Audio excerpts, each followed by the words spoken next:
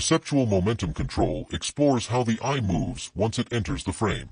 The philosophy is that motion inside an image is directional attention, not animation. The actionable insight is learning how visual forces push, pull, and redirect the viewer's gaze over time.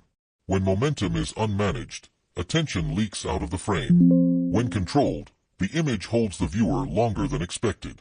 This discipline turns composition into a dynamic experience rather than a static arrangement. By mastering perceptual momentum, you transform viewing into a guided journey. This approach trains you to evaluate scenes holistically instead of element by element. By enforcing contextual plausibility, your work gains narrative credibility that survives scrutiny.